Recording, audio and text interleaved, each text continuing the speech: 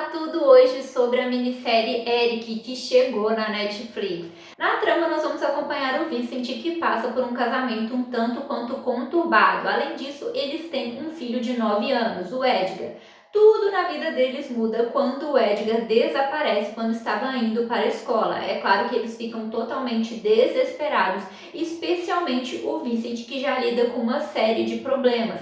A partir deste ponto, ele passa a se apegar bastante a um desenho que o filho dele tinha feito ali, de uma espécie de monstro, e começa a acreditar que se ele fizer aquele monstro, né, em forma de fantoche e aparecer, ele pode atrair o filho dele de volta para casa. Só que a situação começa a se agravar e ele começa a ter alucinações com aquele ser que o filho dele denominou de Eric. Além desses personagens, nós também temos o policial Mike, que está investigando esse caso e tenta fazer uma correlação com o desaparecimento de um outro garoto, o Marlon. Então nós temos esse arco principal, onde eles investigam o desaparecimento em si do Edgar, e também temos todo o drama da família dele, dos pais dele, e ao mesmo tempo nós temos uma outra investigação acontecendo, já que o policial também está investigando ali o desaparecimento do Marlon e tentando descobrir o que aconteceu. Além disso, a série vai tratar várias temáticas super delicadas e importantes. A gente vai ver ali sobre racismo, sobre homofobia, sobre corrupção policial, sobre AIDS, sobre abuso de menores. Então vai ter uma série de temáticas que vão sendo tratadas ao longo dos episódios. A série é bem curtinha, tem apenas 6 episódios, né? Se trata de uma minissérie, então a gente já consegue ver o final. Em destaque como ponto positivo, com certeza nós temos as atuações, principalmente do Benedict, que chama muita a atenção. Mas também temos aí nessas próprias temáticas que vão sendo tratadas. Como ponto negativo, gente, eu acho que o próprio surto do Vincent em si pode parecer um pouco arrastado ao longo dos episódios. Quanto mais a gente assiste ali, às vezes fica um pouco cansativo demais.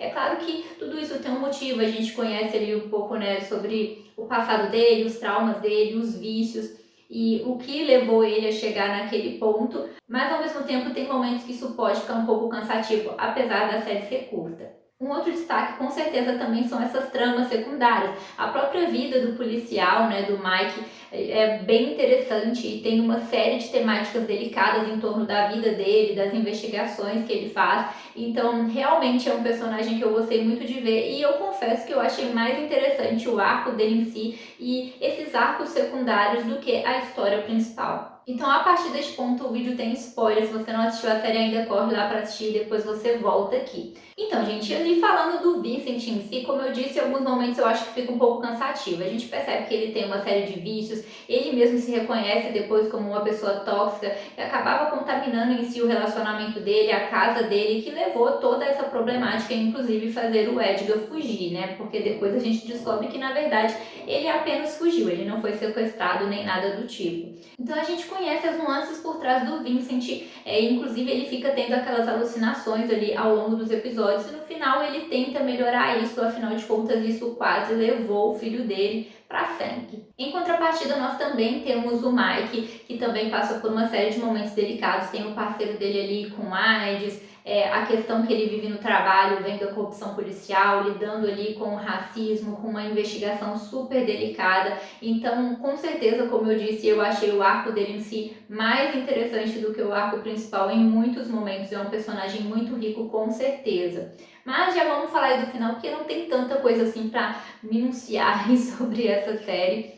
Gente, no final, eu acho que ao mesmo tempo que foi um pouco frustrante, porque a gente descobre ali que o Edgar, na verdade, apenas tinha fugido por conta de todas as brigas na casa dele, a questão do pai dele. Então, tudo que ele lidava ali, ele não suportava mais e ele acabou fugindo. E no final, ele retorna ali para casa e tem um reencontro com o pai dele. Então, por um lado, é bom ele ter voltado, a gente tem aquele final clichê e feliz que todo mundo gosta, não aconteceu nada de mais grave com ele, mas por outro lado, passa uma impressão ali de que faltou alguma coisa. Eu acho que talvez, eu não sei, a motivação tenha sido um pouco vazia, tanto para ele sumir quanto para aquele retorno, então você assiste ali toda aquela minissérie tentando entender o que aconteceu e para mim, né, não foi tão satisfatório assim saber que ele apenas fugiu de casa por conta de tudo que ele passava. É claro que a gente entende ali as brigas dos pais, a gente entende a própria questão ali do Vincent, né? Ele mesmo passa a entender o quanto ele era tóxico e o quanto ele estava contaminando a casa dele e o filho dele. Então, tudo isso gira ali em torno dele, né? Inclusive, a própria questão dele ter alucinação dos vícios. Então, tudo estava ali ligado àquilo.